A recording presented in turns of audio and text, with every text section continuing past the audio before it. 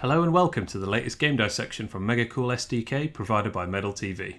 In this video we're going to break down Activision's incredibly successful mobile spin-off of the Call of Duty franchise. We'll look at what has made this game so successful and some things that we think it could improve along the way. Let's get started by checking out the game's listing on the App Store. As you'd expect from a big budget game from Activision, Call of Duty's App Store listing is of a very high standard. A clear icon and, as we'll see, a professional looking trailer showcasing gameplay. Two things to note though, one is the description of the game as visceral multiplayer.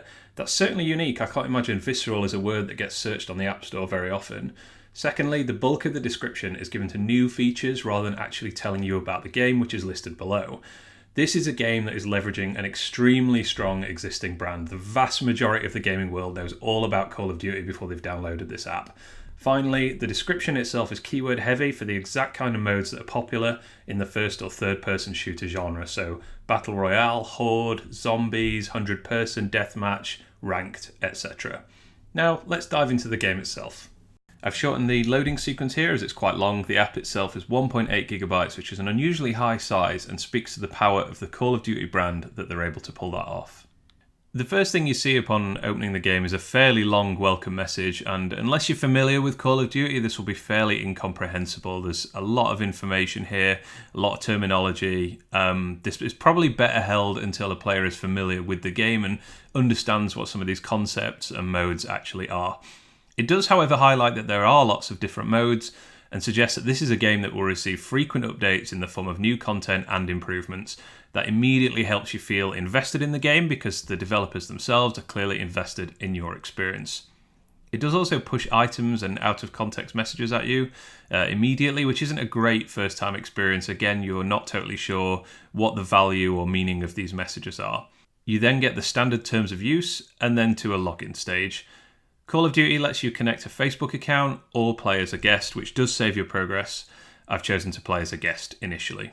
The game then asks you for notification permissions, although there's no indication as to the benefits to the player. As we'll see later, this is a game with a vast amount of unlocks, timers, time-limited modes. These could all be communicated to the player at this stage to get them to allow notifications. That said, at Megacool we've seen that the rate of opt-in without prior information increases based on how familiar the player is with the brand, which is a major advantage for a brand as strong as Call of Duty. Moving on to character creation, I hit a bit of a sticking point here as it doesn't tell you straight up if a name is taken. It's quite common to suggest a variation of the attempted username to remove potential drop-offs, but Call of Duty does not. I was actually stuck here for 2 to 3 minutes before I got a unique username, so let's skip ahead to some gameplay. Controls are clearly explained, although while you are going through this, there is quite a lot of on-screen stimuli and information, some of it not totally relevant to this very early tutorial stage. But it lays out the two ways of controls and guides you through the different ways to change them. Having completed the tutorial, there is a small point here. I really like that the game refers to the tutorial as a boot camp. It helps with the world building and immersion. Games should always try and extract the most out of what little text communication they have with players. It all helps with engagement and retention. This is quite a long tutorial. There's a lot of information for Call of Duty to convey to the player, as is fairly typical for a mid-core game. It then takes you into the store. Again, lots of information, currencies that aren't really explained at this stage, but at least it's a guided tour, so you don't feel too overwhelmed as a new player. And the flip side of information overload here is at least this does tease more items and weapons that a player could aspire to unlock as they play the game. It does also get you into the loop of unlocking and upgrading, which is a big part of the Call of Duty gameplay. So we continue with the loop of play, unlock, equip, and battle. Relative to more casual games, there's plenty of inventory management here, which will be familiar to console players of the Call of Duty franchise, so it's important that the game holds your hand a little through this fairly complicated process. Every round ends with a final kill cam, which would be a great opportunity to share, even if it's not yours. You could share someone else's, but ideally you get to see your own personal highlight from the game. A play of the game type mechanic might lend itself to more exciting moments too, as the final kill can be quite an arbitrary highlight rather than a genuine wow moment. One small thing to mention here, it's good that the game uses loading screens as an opportunity to give information to the players, which not every game does. The winners screen is another opportunity for customization, emotes, outfits, avatars, etc. Rewards are linked to level up, and you can long press on the item to get a description.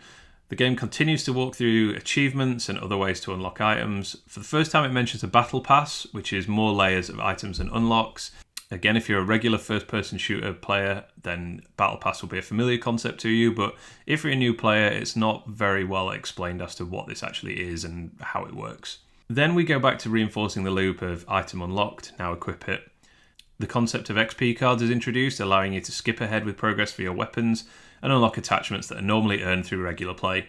This is quite a subtle way to show off the benefits of attachments, the perks they give to your weapons, and plant the seed that these are beneficial to unlock, which acts not only as a retention mechanic but also potentially a monetization one, as players may want to spend to skip ahead rather than grinding to unlock. Now another layer of rewards are introduced, new player login, which indicates further rewards you can claim for returning to the game. At this point I've been introduced to most of the reward types listed here, so I do already have at least some idea of their worth, although the highlight reward for day 7 isn't something I'm familiar with at this stage. All the same, this is a nice feeling for a new player. It makes the game feel generous in its rewards. Finally though, it does try to upsell me to make a purchase of a weapon crate and others. Returning to the main menu, there is just an overwhelming amount of information here. No fewer than 8 notification symbols call for my attention, along with a live chat, a call to action to link to a social account, and multiple game modes and limited time events. However, the game does guide you pretty clearly back into multiplayer, with the other modes remaining level locked for now. I had to wait quite a while for this game to start, so it did give me a little time to experiment with some of the different settings, movement options, weapons, etc. I'm presuming this was not deliberate, that it kept me in this holding area, but it is a nice coincidence in a way, even if I'd rather have been straight back into the action.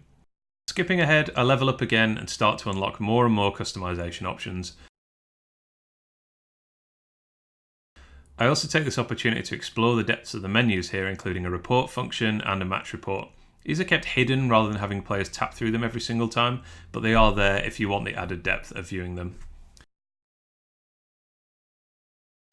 I've played a few games now, and so the Battle Pass starts to get mentioned more often. There's different tiers of rewards, free and premium or paid, and it seems like you unlock different rewards for completing different challenges in the game, although some can only be unlocked by paying first. One of my rewards is a crate, which I'll open here. I have to say this is pretty confusing and not well explained. It shows me a bunch of rewards here, but do I get them all, or is it just the one weapon that flashes up? It would be good to have some kind of animation to illustrate this better and make it feel a little more special and exciting.